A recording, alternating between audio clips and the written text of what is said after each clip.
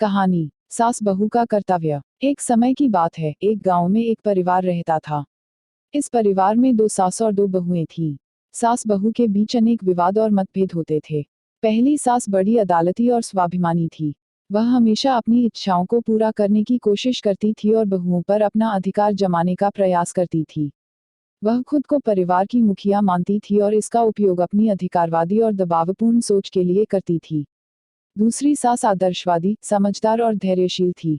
वह समझती थी कि परिवार में सबका सम्मान करना और सभी को एक साथ मिलकर काम करना आवश्यक है। वह अपनी बहुओं के साथ मिलकर उनकी मान्यताओं और सुझावों का सम्मान करती थी।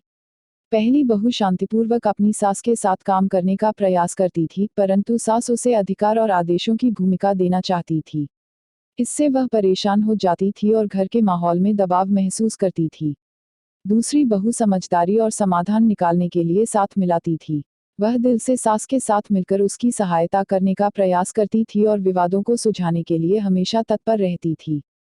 धीरे धीरे पहली सास ने समझा कि उसका अधिकारवाद और दबावपूर्ण सोच न केवल उसकी बहुओं को दुख पहुंचा रहा है, बल्कि परिवार के सभी सदस्यों को भी। उसने स्वयं को समझाया और अपनी सोच में परिवर्तन किया। इस बीच दूसरी सास और बहू ने प्रेम और सम्मान के आदान प्रदान के माध्यम से समझौते करना सीखा। वे एक दूसरे की मान्यताओं को समझते और सम्मान करते थे और परिवार में शांति और खुशहाली का माहौल बनाने में सफल रहते थे। इस कहानी से हमें यह संदेश मिलता है कि सास बहू के बीच सहयोग, समझदारी, सम्मान और प्रेम की भावना होना चाहिए।